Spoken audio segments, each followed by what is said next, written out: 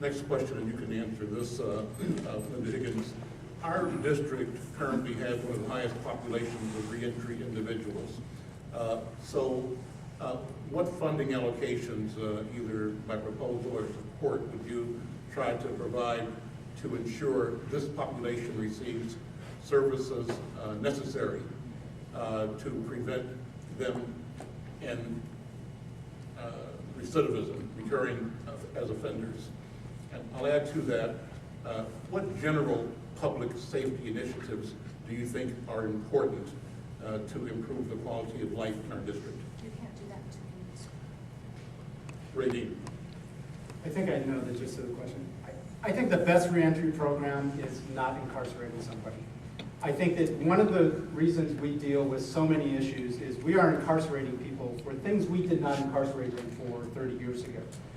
We've increased the prison population in the state of Minnesota 400% over the past 30 years. Currently, the state budget just for prisons is $3.5 million a year. And I think the programs that Linda's speaking to are really critical. And she mentioned borders on NIMBYism. I don't think it borders on NIMBYism at all. I think it is NIMBYism. I think that one of the things that ex-offenders, when they come out, deal with is becoming contributing members in our community. This is something that I have some personal knowledge about. I actually was incarcerated 33 years ago. And I was fortunate that we had a structure in place for me back then that allowed me to go through drug treatment, to be in a halfway house for 7 years, and then be introduced back out into society and sort of present myself that I have turned my life around. And for the grace of God, it's been 33 years since I've used, and I believe I'm a contributing member of our society. I think that everybody should have that opportunity that ends up getting incarcerated, that makes a mistake when they're young, that they don't have to continue to pay for that mistake the rest of their life. I also understand that this is an issue that circles around race.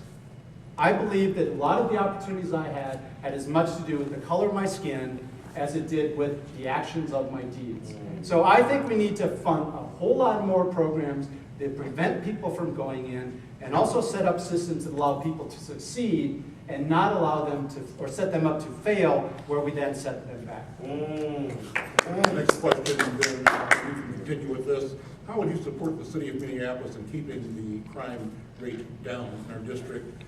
Also, considering that we have a large youth population, what opportunities would you support at the state level that would address maintaining and improving safety and health for young people? Well, I think your statement in the first is not 100% true. Crime is down in Minneapolis from 2006. If you look at crime over the past 10 years, crime is within about a 4 to 5% range, and it's been consistent. In 2009, murders were way down in the city. So that is one area that the city did a great job in 2009. I don't think anybody can say what was the reason that that happened, and now we find ourselves in 2010 in a very different situation.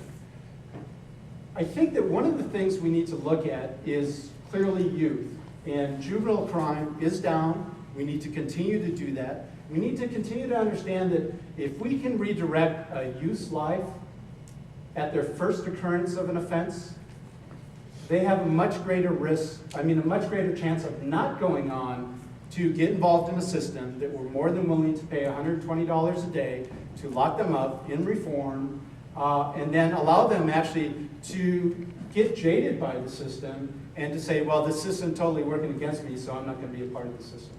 So I think we need to continue to fund those types of things that focus around issues of redirecting juveniles when they get in place. And we really need to significantly fund it.